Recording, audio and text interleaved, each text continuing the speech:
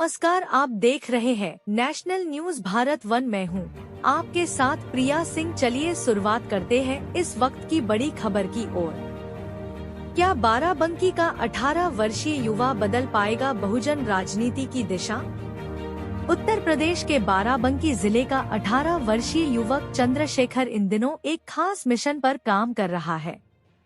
उसका सपना है कि वर्ष 2027 के विधानसभा चुनाव से पहले आजाद समाज पार्टी और बहुजन समाज पार्टी एक साथ आएं, ताकि बहुजन समाज की राजनीतिक ताकत और मजबूत हो सके। इसी उद्देश्य को लेकर युवा चंद्रशेखर ने आजाद समाज पार्टी के राष्ट्रीय अध्यक्ष और लोकसभा सांसद चंद्रशेखर आजाद से मुलाकात की और अपनी बात उनके सामने रखी। चंद्रशेखर का कहना है कि अगर आजाद समाज पार्टी और बहुजन समाज पार्टी साथ आती है, तो 2027 के चुनाव में बड़ा राजनीतिक परिवर्तन देखने को मिल सकता है और बहुजन वोटों का बेहतर प्रतिनिधित्व होगा। मुलाकात के दौरान चंद्रशेखर आजाद ने कहा कि वह पहले से ही बहुजन एकता के पक्ष में है और साथ आने के लिए तैयार हैं। लेकिन बहुजन समाज पार्टी की राष्ट्रीय अध्यक्ष मायावती अभी उन्हें अपने साथ लेने के लिए तैयार नहीं है। उन्होंने कहा कि इसी वजह से उन्होंने अपने समाज और समर्थकों की आवाज को मजबूत करने के लिए आजाद समाज पार्टी का गठन किया। अब सबसे बड़ा सवाल यही है कि क्या बाराबंकी का यह 18 वर्षीय युवा अपनी मेहनत से बहुजन राजनीति के दो बड़े चेहरों को एक मंच पर लाने में सफल होगा? क्या उसकी दिन रात की कोशिशें 2027 के चुनाव में कोई नया इतिहास लिखेंगी, या फिर उसकी यह मुहिम केवल एक कोशिश बनकर रह जाएगी? फिलहाल यह युवा लगातार अपने अभियान में जुटा हुआ है। अब देखना दिलचस्प होगा कि आने वाले समय में उसकी मेहनत रंग लाती है या नहीं। आप क्या सोचते हैं? क्या आजाद समाज पार्टी और बहुजन समाज पार्टी को 2027 से पहले एक साथ आना चाहिए? अपनी राय कमेंट में जरूर बताइए।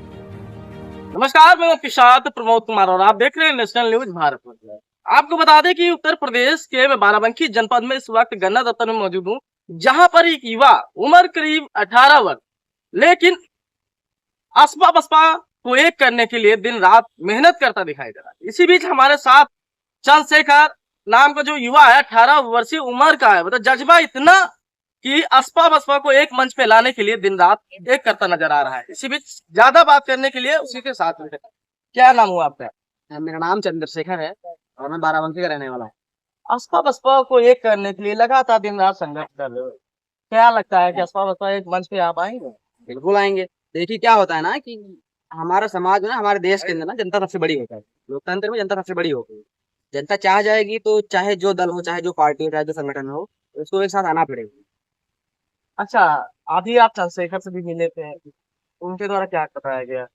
उनके द्वारा यही बताया गया है, फिलहाल तो अंदर की बात हम नहीं जान सकते। जो वहाँ पर ग्राउंड पे जो बताया गया हमसे, यही था कि उन्होंने साफ साफ शब्दों में ये बताया था कि तुम अगर, क्योंकि हमने उनसे बताया था, भैया से हमने बताया था, चंद्रशेखर भैया से, कि हम बसपा कार्यालय जाएंगे क्योंकि हमें बहुजन एकता चाहिए और हमारे नेता एक मंच पर आने चाहिए। तो उन्होंने बताया कि अगर तुम बसपा कार्यालय जाओगे और भूख हड़ताल करोगे तो तुम्हें किसी न किसी केस में अंदर डाल दिया जाएगा। उनका सीधा मतलब यही था कि तुम ना करो, है ना। कितनी उम्र होगी आपकी? मेरी 18 साल अभी है, जस्ट 2 महीने पहले हुई है। 18 साल। संघर्ष करते हैं इतना, और अगर ये संघर्ष आपका व्यर्थ जाएगा तब क्या करें? कोई बात नहीं, हमारा समाज का हर व्यक्ति संघर्ष कर रहा है, हजारों सालों से संघर्ष करता आ रहा है। तो हम क्या है, हम थोड़ी से एक बूंद गिने। तो हमारा जीवन बहुजन समाज के लिए समर्पित है और हम गांधी जी की तरह 80 साल जीने की इच्छा नहीं रखते हैं। हम भगत सिंह की तरह 23 साल जीने की। अच्छा, अभी क्या बसपा के बड़े लीडरों से मिले हैं, क्या कुछ बात हुई थी आप? ये अभी तो शुरुआत किए हैं, अभी है ना, ज्यादा कुछ एक्सपीरियंस हमारे पास नहीं है। फिलहाल हम कोशिश कर रहे हैं कि हम लोगों से मिले, उनकी बातों को जाने, नेताओं से मिले। बहुत सारे कॉल आते रह रहे हैं कि तुम ये ना करो। बसपा से मैं सीधा साफ बोल रहा हूँ, बसपा से भी बहुत सारे कॉल आए कि तुम ये जो मुहिम चला रहे हो इसको रोक दो, बंद कर दो, क्योंकि हमारे नेता के साथ नहीं आएंगे। फिलहाल हम जनता सबसे बड़ा समझते हैं लोकतंत्र क्यों में। नहीं आए? अब उनकी अपनी पर्सनल राय हो सकती है, हमारी राय तो यही है कि बहुजन नेताओं को एक मंच पर आना चाहिए, क्योंकि समाज हमारा है और हमारा एक वोट है ना। हम नहीं चाहते कि हमारा वोट बटे अलग अलग पार्टियों में, अलग अलग जगह पे।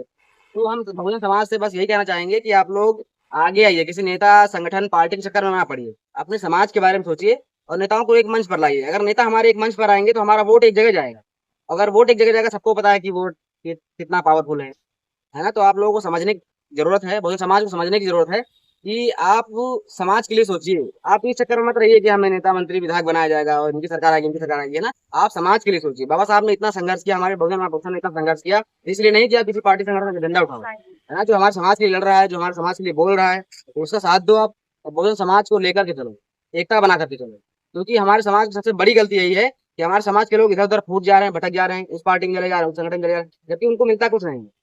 तो हम चाहते हैं कि बहुजन समाज हमारा एक साथ रहे, हमारे नेता एक मंच पर रहें और एक सुर में बोले, तभी हमारा हम शासक बन सकते हैं। वर्तमान सरकार के बारे में क्या कहूँगा? तो वर्तमान सरकार के बारे में आप स्थिति सब कोई जान रहा है कि क्या स्थिति है, पेपर लीक हो रहे हैं, व्यवस्था संभाली नहीं जा रही है हमारे नेताओं से, जो भी है। तो इसलिए हम चाहते हैं कि है ना, समाज समझे और ऐसे लोगों को चुन करके वहां भेजे जो काबिल हों।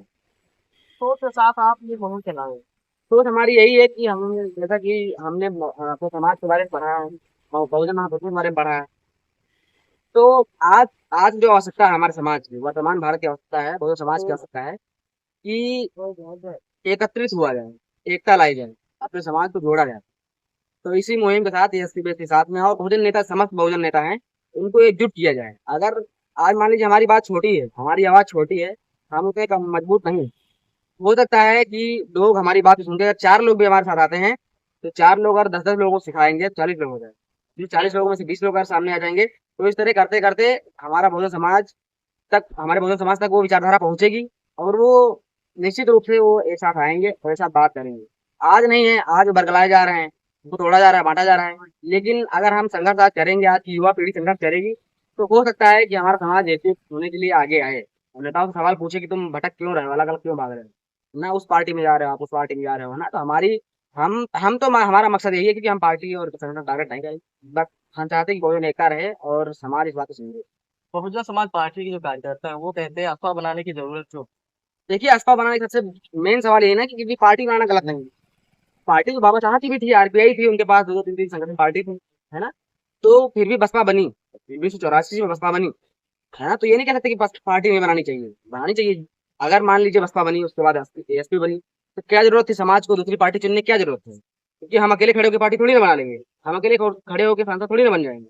जब तक समाज हमारा नहीं चाहेगा, हमें वोट नहीं करेगा, हमें समर्थन नहीं करेगा, तो हम क्यों, नेता आ गया, आप जैसे चंद्रशेखर भैया आगे आए, एसपी बनी, है ना, सांसद है वो आज, है ना। जैसे कि डीएसपी का सांसद विधायक नहीं है, तो एक है जो बिहार में और जो जहाँ पे, है ना। फिलहाल हमारी जानकारी में यही है कि ये सांसद के लिए सोचिए। आप इस चक्कर में मत रहिए कि हमें नेता मंत्री विधायक बनाया जाएगा और इनकी सरकार आएगी, इनकी सरकार आएगी, है ना। आप समाज के लिए सोचिए। बाबा साहब ने इतना संघर्ष किया, हमारे बहुजन महापुरुषों ने इतना संघर्ष किया, इसलिए नहीं किया किसी पार्टी संगठन का झंडा उठाओ, है ना। जो हमारे समाज के लिए लड़ रहा है, जो हमारे समाज के लिए बोल रहा है, तो उसका साथ दो आप। और बहुजन समाज को लेकर के चलो, एकता बना करके चलो। क्योंकि हमारे समाज की सबसे बड़ी गलती यही है कि हमारे समाज के लोग इधर उधर फूट जा रहे हैं, भटक जा रहे हैं, उस पार्टी में चले जा रहे हैं, उस संगठन में चले जा रहे हैं, जबकि उनको मिलता कुछ नहीं है। तो हम चाहते हैं कि बहुजन समाज हमारा एक साथ रहे, हमारे नेता एक मंच पर रहें और एक सुर में बोले, तभी हम शासक बन सकते हैं। वर्तमान सरकार के बारे में क्या कहूँगा? तो वर्तमान सरकार के बारे में आप स्थिति सब कोई जान रहा है कि क्या स्थिति है, पेपर लीक हो रहे हैं, व्यवस्था संभाली नहीं जा रही है हमारे नेताओं से, जो भी है। तो इसलिए हम चाहते हैं कि है ना, समाज समझे और ऐसे लोगों को चुन करके वहां भेजे जो काबिल हों। सोच के साथ आप ये मुहिम चलाएं। सोच हमारी यही है कि हम, जैसा कि हमने अपने समाज के बारे में पढ़ा है, बहुजन महापुरुषों के बारे में पढ़ा है, तो आज आज जो आवश्यकता है हमारे समाज की, वर्तमान भारत की आवश्यकता है, बहुजन समाज की आवश्यकता है कि एकत्रित हुआ जाए, एकता लाई जाए, अपने समाज को जोड़ा जाए। तो इसी मुहिम के साथ एसपी के साथ में और बहुजन नेता, समस्त बहुजन नेता हैं, उनको एकजुट किया जाए। एक तरफ बहन कुमारी मायावती जी उत्तर प्रदेश की 4 बार की मुख्यमंत्री रही थी, तो बहुजन अब कंफ्यूज है कि मायावती जी को वोट करेगा या चंद्रशेखर को, इसको कैसे देखते हैं? देखिए, अगर बहुजन समाज कंफ्यूज है तो उन्हें सिर्फ इस बात को रखना चाहिए कि बहुजन नेता एक साथ आए, इससे कंफ्यूजन रहेगा। क्योंकि हालांकि ज्यादातर लोगों में से 90% लोगों में कंफ्यूजन है कि हम एसपी की तरफ जाएं कि बीएसपी की तरफ जाएं। तो उन्हें 2-3 मैसेज हैं जो उनको निखारना चाहिए, उनको समझना चाहिए। देखिए, जो हमारे समाज के लिए लड़ रहा है वर्तमान समय में, कि सत्ता और जो भी समाज है हमारा, वर्तमान समाज चलता है, तो जो हमारे समाज के वर्तमान समय में लड़ रहा है ना, संघर्ष कर रहा है, सड़कों पर उतर करके हमारे लिए बोल रहा है, हमारे लिए आवाज उठा रहा है, हमें न्याय दिलाने का काम कर रहा है, तो एक फैक्टर ये भी है कि उनकी तरफ थोड़ा झुकाव करे, है ना। दूसरा फैक्टर ये है कि वो एकता की बात करें, तो कंफ्यूजन है। तो ऐसा, क्योंकि ऐसा है कि कुछ लोग बसपा को देंगे, कुछ लोग एसपी को देंगे, ना वोट बटेगा। तो इसलिए वो उनको हम यही कहना चाहेंगे, बहुजन समाज से यही कहना चाहेंगे कि आप उन्हें एक करने की बात करें। हाँ, हम लोग कंफ्यूजन है, अगर हम कंफ्यूजन है कि आपको चुनना है, क्या आपको चुनना है, तो हम चाहते हैं कि आप दोनों एक साथ आइए अपनी विचारधारा, क्योंकि विचारधारा तो हमारे बहुजन समाज की एक ही है। बहुत सारे लोग कहते हैं कि विचारधारा उनकी अलग, इनकी अलग है ना, बहुजन समाज की एक विचारधारा है। बाबा साहब अम्बेडकर, कांशीराम साहब जी, उन्होंने विचारधारा बहुजन समाज की दी है। तो हमारी विचारधारा क्या है ना, तो उनको इस बात पे चलना चाहिए कि हमें एकता की बात करें, क्योंकि सबसे बड़ी हमारा मेन फैक्टर तो यही है ना कि हम एकता की बात करें, बहुजन समाज को एक करें। कि जब तक हम एक नहीं होंगे, तब तक हम लोग कट्टे बट्टे रहेंगे, मार खाते रहेंगे, जलते रहेंगे, है ना। तो इस बात समझने की जरूरत है, आप लोग एकता की बात करिए और आगे आइए। अगर आज आप आगे आएंगे तो हो सकता है कि बहुजन समाज सुधार आए, हमारे राज आ जाए और हम लोग इस देश शासक बन पाए, क्योंकि किसी महापुरुष ने कहा था कि किसी सदी हमारी है और हम इस देश शासक हैं। अगर 2027 में बहुजन समाज पार्टी या आजाद समाज पार्टी एक मंच पे नहीं आते, क्या लगता है 2027 में कुछ सुरक्षा परिवर्तन होगा? अगर हम अपने एक्सपीरियंस की बात करें तो हमें नहीं लगता है कि अगर समाज बटा रहेगा इसी तरह तो सत्ता परिवर्तन होगा, बिल्कुल नहीं होगा। अगर हमारे बहुजन समाज के लोग बटे रहेंगे, कुछ लोग एसपी पार्टी को देंगे, कुछ लोग बीएसपी, कुछ लोग एसपी, कुछ बीजेपी, है ना, क्योंकि हमारे हमारे समाज में बहुत सारे लोग ऐसे हैं जो चमचा है, चमचागिरी करते हैं। बहुत सारी अलग अलग पार्टियों में, अनेकों पार्टियां हैं, उसमें लगे रहते हैं। उनको अपने बहुजन समाज के बारे में सोचना चाहिए कि हमारे एससी एसटी ओबीसी समाज है जो, तो कहाँ किस स्थिति में है। उनको ये सोच के आगे बढ़ना चाहिए। उनको ये नहीं कि हम किसी पार्टी में जाकर के उस पद के लिए, उस पद के लिए ये सब करें, है ना। तो उनको समझना चाहिए कि आप लोग अपने समाज के लिए लड़िए, बहुजन समाज के लिए लड़िए, बाबा साहब अम्बेडकर की विचारधारा पर चलिए, है ना, माननीय और कांशीराम साहब की विचारधारा पर चलिए, और जो अपने लिए लड़ रहा है उससे साथ दीजिए। कितने लोग समर्थन कर रहे हैं आपका? अब तो ये हम नहीं कह सकते कितने लोग समर्थन कर रहे हैं, फिलहाल जो नजर आ रहा है, हमें दिखाई पड़ रहा है, तो काफी लोग हैं जो हमें समर्थन कर रहे हैं। समर्थन नहीं रहा है? चाहे सोशल मीडिया हो, चाहे जमीनी स्तर हो, क्योंकि अगर हमें लोग समर्थन ना कर रहे होते तो आप हमारा इंटरव्यू ना ले रहे होते, क्योंकि आपको भी बताया कितने लोग देख रहे हैं, कितने लोग नहीं देख रहे हैं, क्या रुख है ना। तो बस यही है कि हम अगर फिर भी नहीं समर्थन कर रहे हैं हमारा, तो फिर भी हम कोशिश करेंगे, लोगों को जोड़ने का प्रयास करेंगे, उनको समझाने का प्रयास करेंगे, क्योंकि ये एकता सबसे बड़ी ताकत है हमारी। देखिए, ये थे हमारे साथ चंद्रशेखर जी, जो कि असपा बसपा को एक करने के लिए दिन रात मेहनत कर रहे हैं। और ये युवा है, अभी उम्र जो है 18 साल है, लेकिन फिर भी दोनों पार्टियों को एक मंच पे लाकर 2027 में सत्ता परिवर्तन की बात। क्या कुछ कहना चाहेंगे मायावती से, क्या उनको क्या संदेश देंगे? बहन जी हमारी आदर्श हैं, और उनसे हाथ जोड़ के आपको चैनल के माध्यम से कहना चाहेंगे कि बहन जी हमारे समाज की आदर्श हैं, हमारे बहुजन समाज के आदर्श हैं। और अगर वो किसी, चाहे जितने जो भी नेता हमारे समाज के हैं, अगर वो एक बुलावा भेजती हैं, बहन जी अगर नेताओं के पास एक बुलावा भेजती हैं, एक आवाज लगाती हैं कि आओ आप सभी इस पार्टी को और इस मतलब बहुजन समाज है इसको आप संभालो, तो बहुजन समाज में कोई ऐसा नेता नहीं है जो उनकी बात को ठुकरा दे। और 27 में निश्चित रूप से सत्ता परिवर्तन तय है। मेरी बात को याद रखना, मेरा नाम चंद्रशेखर आजाद है, और इसके लिए हम पूरी ताकत लगा देंगे, पूरा संघर्ष करने को तैयार हैं, जी जान लगाने के लिए तैयार, पूरी ताकत लगा देंगे, पूरा संघर्ष करने को तैयार हैं, जी जान लगाने के लिए तैयार। देखिए, किस तरह से जो युवा है वो लगातार संघर्ष करता हुआ नजर आ रहा है। 2027 में सत्ता परिवर्तन की बात, इसके बीच में हमारे साथ है आजाद समाज पार्टी के मंडल प्रभारी हरिनंदन सिंह गौतम जी, उससे भी बात करेंगे। असपा बसपा को लाने की जो ये लड़का मुहिम चलाया है, वो कहाँ पे समर्थन कर रहा है? अबे जी, असपा बसपा को एक करने के लिए दिन रात लड़का ये मेहनत कर रहा है, इसको कैसे समर्थन करेंगे और क्या क्या आपका रुख रहेगा इसको? देखिए, चुनाव मैथमेटिक्स का है। मैथमेटिक्स में जिस समय 45 से 50% वोट पोल हुआ था 1907 में, उस समय मैं बसपा में था। बसपा के लिए मैंने 1.5 साल लगातार एक विधानसभा को तैयार किया था। उसके बाद किन्हीं परिस्थितियों में जो चुगलखोर हैं उनके चक्कर में बसपा ने शीर्ष नेताओं को गुमराह करके वहां पर उषा सिंह गौतम का टिकट काट दिया था, और हमारी बड़ी बहन मीता गौतम को वहां से विधानसभा चुनाव लड़ने का मौका मिला। 35% वोट पा करके बसपा फुल फ्लेज सरकार में आई है। बसपा जब फुल फ्लेज सरकार में आई और 33,000 वोट पा करके विधानसभा मीता गौतम जीती थी, समाजवादी का वोट बिखराव हो गया। समाजवादी पार्टी के बड़े नेता बेनी प्रसाद वर्मा समाजवादी क्रांति दल बना करके समाजवादी के वोट का भी विभाजन किए थे। तो मैथमेटिक्स में 35% वोट पा करके हम सरकार में आए। आज वर्तमान परिवेश में जब 45% वोट पोल हुआ था, आज 60 से 70% वोट पोल हो रहा है, और 45 से 50% वोट पा करके बीजेपी सरकार में आ रही है।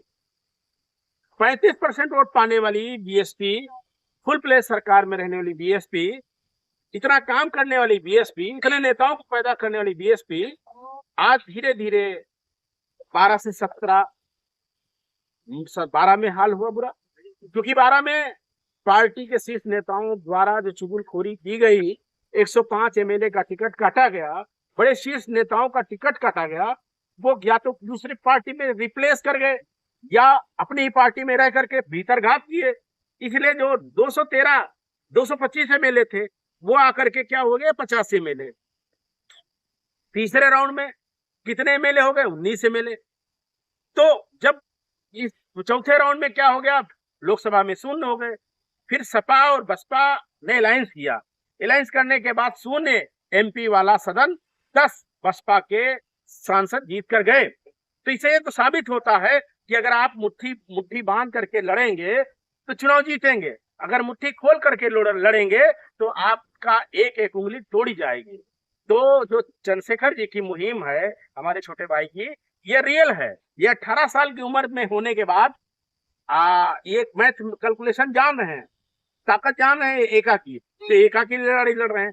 68 साल की हमारी बहन कुमारी मायावती जी या उनके जो सिपे सलार, वो मैथमेटिक्स नहीं जान रहे हैं। अगर मैथमेटिक्स जान रहे होते तो शायद असपा आजाद समाज पार्टी बनने की नौबत नहीं आती, क्योंकि बड़े नेताओं को बाहर किया गया, बड़े नेताओं का टिकट काटा गया, बड़े नेताओं को अपमानित किया गया, विचारधारा से पार्टी विमुख हुई।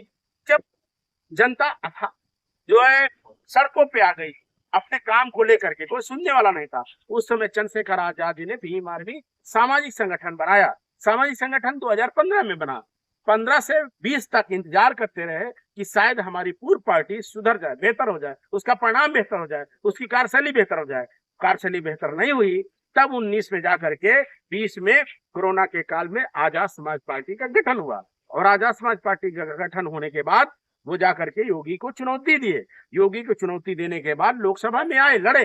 लोकसभा में उनके खिलाफ सपा लड़ी, लोकसभा में उनके खिलाफ बसपा लड़ी, लोकसभा में उनके खिलाफ जो है कांग्रेस लड़ी, लोकसभा में भाजपा लड़ी, और ये सारे लोग लड़ करके हराने के फिराक में थे। तब भी जनता का विश्वास हासिल करके चंद्रशेखर आजाद जी 1.5 से 2 लाख वोटों से, भारी मतों से जीत कर गए। जीतने के बाद भी ये था कि जीतने के बाद हो सकता है एसी बंगला गाड़ी में मस्त हो जाए, जनता की बात ना सुने, लेकिन उसके बाद जीतने के बाद भी वो जनता की बात सुन रहे हैं, सड़कों पे संघर्ष कर रहे हैं, सदन में जनता की बात रख रहे हैं। अब बात रही कि एक होने की, तो चंद्रशेखर भाई हर समय कहते हैं कि हमारी आदरणीय बहन कुमारी मायावती जी हमारी आदर्श हैं, आइकॉन हैं, हम उनके साथ सरकार बनाना चाहते हैं, उनसे गठबंधन करना चाहते हैं।